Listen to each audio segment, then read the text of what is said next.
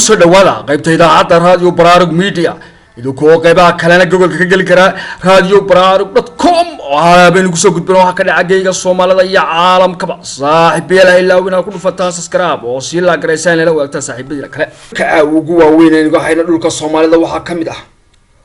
hogaamiyaha xisbiga mucaaradka wada jiray Soomaaliya Cabdiraxmaan Cabdishakuur alada beeshiisu ka soo jeeday ee dhul samreema ku guuleysan doona yaro Soomaali oo ku dhimatay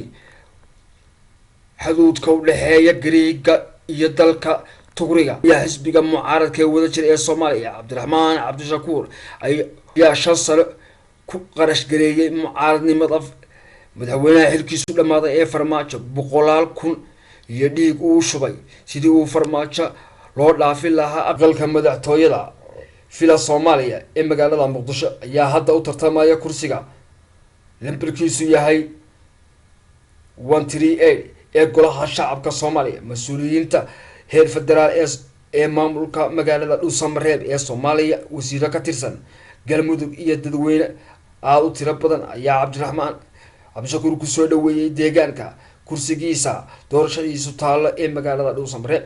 qoraal uu bogiisa Facebook ee uu ku leeyahay baraha bulshada ku wada xidho ku baahiyay in Dhuusamareeb uu tagay in uu tartamo mid ka mid ah kuraasta golaha shacabka isagoo rajeeyay in doorashada kursigaas ay noqoto mid hufan oo ku guuleysto yaraha oo Soomaali ah oo qabo aad u daran ugu dhimatay xadka Tuuriga iyo Greega dawladda Soomaaliya ayaa maanta oo khamiis ah sheegtay in 5 ka mid ah 12 dhalinyaro ah oo tahriibayay ay dhawaan qabo ugu dhintay xadka Tuuriga iyo Greega ay ahaayeen Soomaali qoraal ay barteeda Twitter-ka soo dhigtay wasaaradda arrimaha dibadda ee Soomaaliya ayaa waxaa lagu sheegay in dawladda federaalka ee Soomaaliya ay si weyn uga xumaatay dhacdadaas naxdinta leh ee ku dhacday dhalinyarada Soomaaliya waxayna dalbatay in la sameeyo baaritaan ku aadan dhimashada muwaadiniinta dhalinyarada Soomaaliyeed ee ku geeriyooday xadka u dhaxeeya dalalka Tuuriga iyo Greega inta qof ee dhalinyarada ee Soomaalida ee ku dhintay xuduudka u dhaxeeya dalalka Tuuriga iyo Greega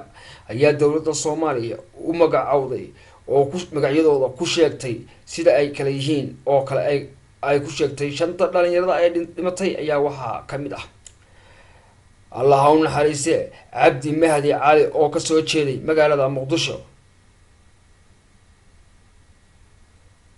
Yahya Jamaal Muuse Allah ha u naxariisto oo ka soo jeeda Borama Abu Bakr Ahmed Ibrahim oo ka soo jeeda magaalada Borama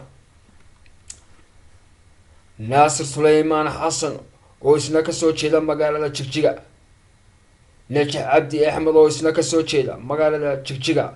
waxaanay dawladda Soomaaliya sheegtay in shantaas kamid ah dhalinyarada Soomaaliya ay qabow daran oo baraf ah ugu dhinteen xadka u dhaxeeya Greega iyo dalka Tuuriga markaana dawladda federaalka ee Soomaaliya ayaa qoraalkeeda waxa kamid ah dawladda federaalka ee Soomaaliya waxay ka dalbanaysaa dalalka ay arintani khusayso iyo hay'adaha qaramada midoobay u qaabilsan qaxoontiga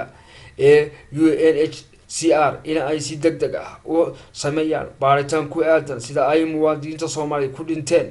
ayaa lagu yiri qoraalka wasaaradda arrimaha dibadda ee Soomaaliya toba hablood oo ka soo jeeda Somaliland gaar ahaan magaalada Burco ayaa caawa qarax lagu laayay dalka Soomaaliya iyaga oo ku sugan magaalada Muqdisho isla markaana tobankaas hablood oo ku sugnaa magaalada Muqdisho ayaa gaari bas ah lagu qarxiyay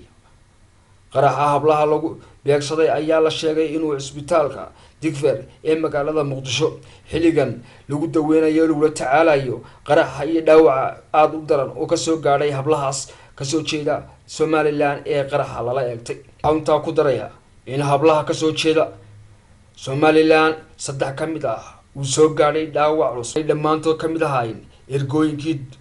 dooranayay xildhibaanada ka soo jeeda Somaliland ee ka soo baxay ee loo dooranayay baarlamaanka Soomaaliya